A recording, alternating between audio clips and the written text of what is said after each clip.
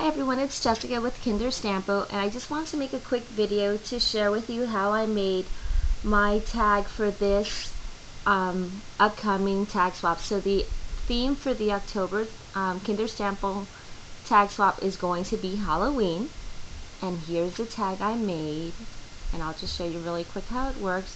You'll see that it's very vintagey, but this is just my interpretation of Halloween. You can make yours as fun and as spooky as you like. So basically it's just a 4x5 tag with some crepe paper on the bottom that I just purchased at Walmart, and a little sliding frame that when you open it up it says boo. So I thought it came out really cute, and it's kind of fun and vintagey and yet spooky at the same time. So I'll run through it really quick and show you the products that I used and how I made it. So let's get started. The inspiration for my tag today was this really cute vintagey photo that I downloaded from one of my sponsors over at www.twistedpapers.com, and I just thought it was really cute because it had this little girl, this little boy holding this cute little lit up lantern. So that came out, this image is really fun to play with.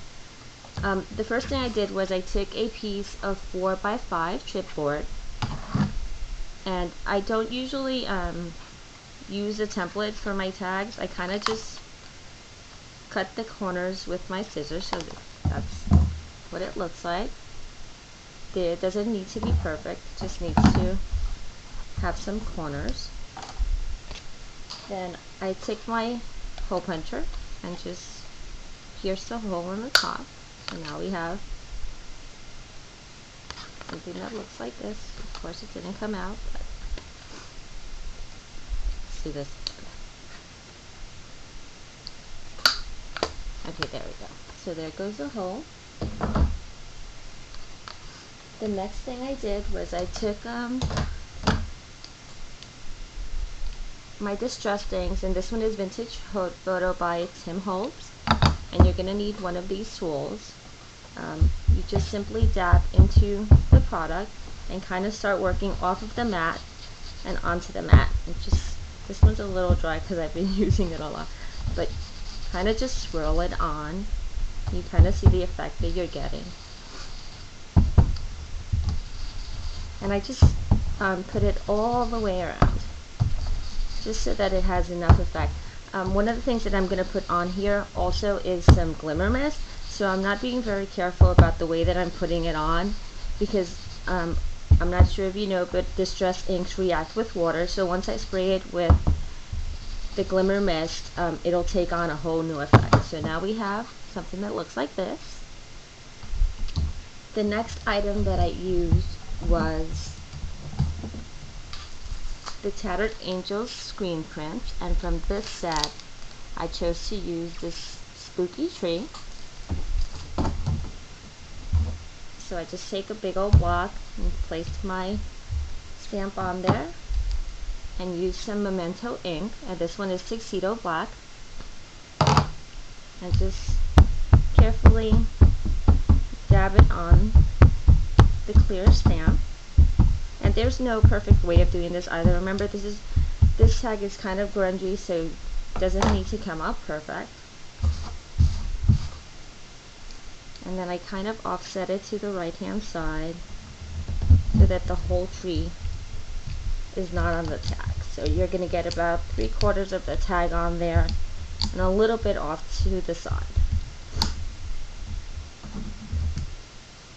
Okay, so there we go. So this is kind of what it looks like, and you see it has some spaces missing, but that's okay. Then I took my scissor and I don't have a distressing tool, so I just kind of just crunch the edges up like this, just so you can get this kind of torn effect on your paper.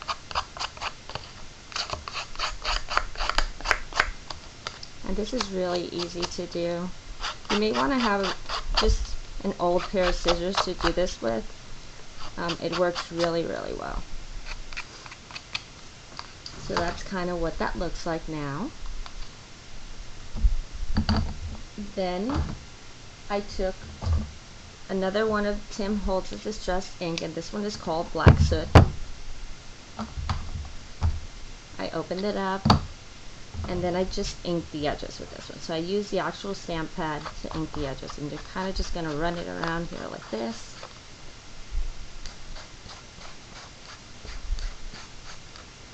Just to give it a little bit more dimension and make it look a little swoogier. So far this is what we have.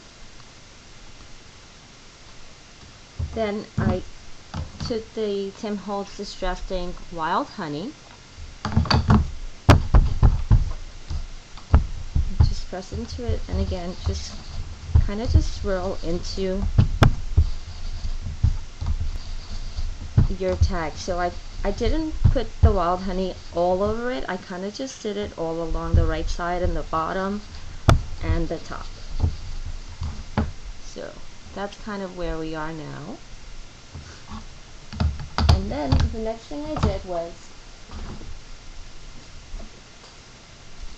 I used the Tattered Angels Glimmer Mist, and this one is called Graphite. I just need to swirl it up a little bit. I know I get scolded every once in a while for shaking it. So I think the reason why you're not supposed to shake it is because then you'll get the sprayer clogged. I haven't had that issue happen to me yet, but I don't want it to happen either, so I'm trying my best to just swirl it. So once you have it nice and swirled, you just take your tag and give it a few spritzes. And just be careful where you do it, because it's a little messy, so whatever you're putting on, make sure that there's nothing else around you that can get damaged. So this is kind of what it looks like, and you see that the glimmer mist is really heavy here, but once it dries up, it'll soften up. And I kind of like the effect that it did here because it has these little blotches on it, and that makes it look really, really nice. So I'll put this over to the side. The next thing I did was I used one of the stamps from, and here we go, from Tim Holtz's Urban Grunge set, and I used this one right here. And all I did was I stamped it on a piece of beige cardstock, and then I cut around it. So again, I'm going to use the Distressed Inks Vintage Photo and kind of just go around the edges with it.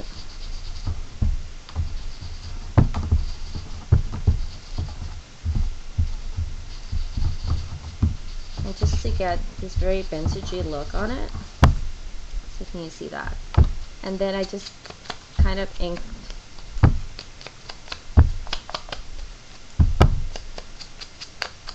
the edges to make it a little bit darker.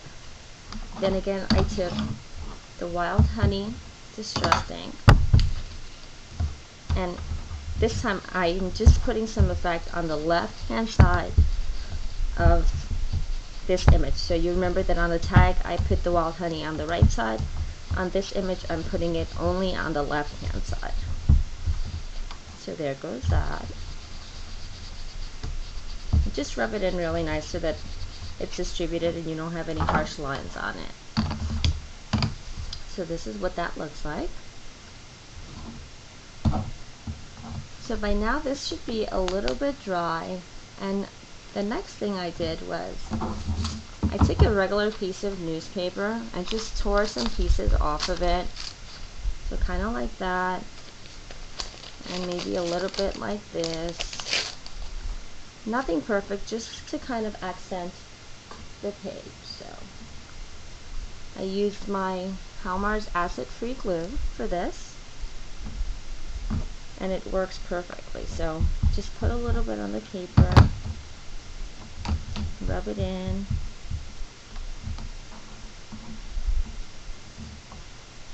and then just place it wherever you wish. There's no perfect way to do this. There's no wrong or right. Just have fun when you're doing these kinds of projects, because I think sometimes if you spend too much time thinking about it, then it doesn't come out so great. So there goes the second piece.